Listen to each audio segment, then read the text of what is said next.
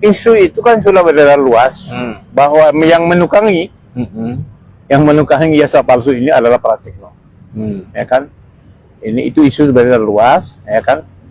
Jadi saya kira kalau kemudian sebagai kompensasi, ya kan, Pratikno dikasih jabatan menteri 2 periode di zaman Jokowi sebagai Mensesnek dan sekarang ini sebagai Menko di kabinet Prabowo ini, itu perkiraan saya itu kompensasi.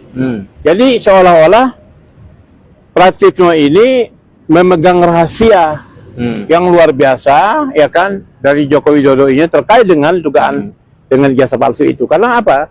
Jasa palsu ini di pengadilan di lock, ya kan. Lapor ke polisian juga tidak diproses.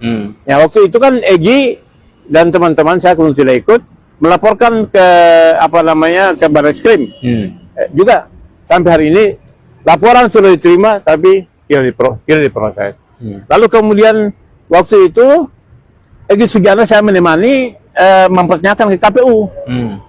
Juga pada akhirnya di KPU pusat di sini, ya kan, itu juga mengatakan bahwa mereka tidak berwenang untuk menjelaskan.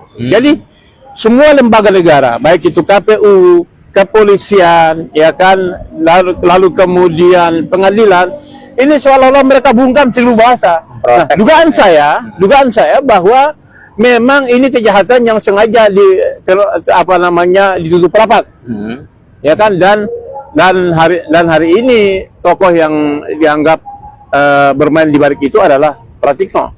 Tapi kalau kita merujuk pada gugatan-gugatan yang sudah dilakukan 3 kali ya, kenapa nama Pratikno itu nggak dijadikan sebagai tergugat ya? Nah waktu itu kami gugat Mensesnek, ya kan? Bukan Pratikno secara pribadi. Bukan menggugat Mensesnek, karena apa? Karena pada waktu itu di pengadilan yang seri 3 di Jakarta itu, jilid 3 itu, ya kan, itu kan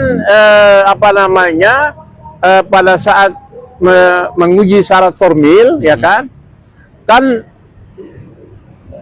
tiba-tiba di situ, bukan tiba-tiba, tapi Joko Widodo itu mengutus Sesnek dan Jaksa Agung.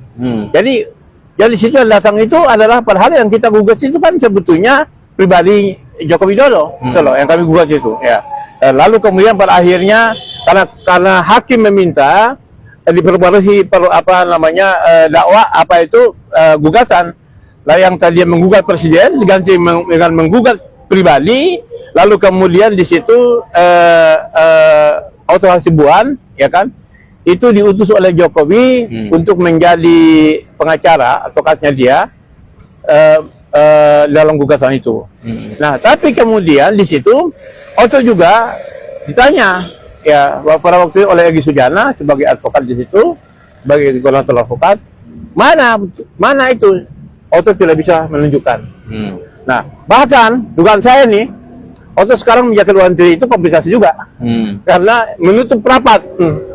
Ya, Otto ini dugaan saya. Otto, jadi di situ Otto Hasibuan yang membantu menutup rapat tentang jasa palsu Jokowi ini, akhirnya mendapat kompensasi wakil menteri sekarang. Kalau enggak, kita mau tanya, Otto itu, ya kan, selama Prabowo kemarin, ya kan, di Pilpres yang 2024-2029 kemarin itu, perannya apa dong? Bahkan yang punya peran itu diantaranya Hotman Paris Sutapia juga nggak dapat apa-apa, ya kan, kalau kita cerita itu kan, malah Otto yang perannya malah dapat jabatan wakil menteri. Anggap saya, dugaan saya itu kompetisi juga. Bang, kalau benar-benar nih Pratikno adalah orang yang menerbitkan ijazah palsunya Jokowi, artinya kan dia bisa dijerat dengan pidana dengan pasal pemalsuan dokumen. Ada rencana nggak untuk menggugat Pratikno secara pribadi? Ya, memang kami sekarang ini kan, kemarin itu kan kami melihat bahwa ada deadlock di pengadilan, ya kan. Tetapi setelah mendatangi KPU dengan jawaban yang juga tidak berwenang, kemudian pengadilan juga tidak berwenang, kemudian kepolisian juga melapor ke kepolisian, laporan sudah diterima tapi nggak diproses, kami juga akan berpikir itu ke sana, akan menggugat dalam hal pidana, ya, pidana kepada pribadi atas kasus jasa palsu Joko Widodo.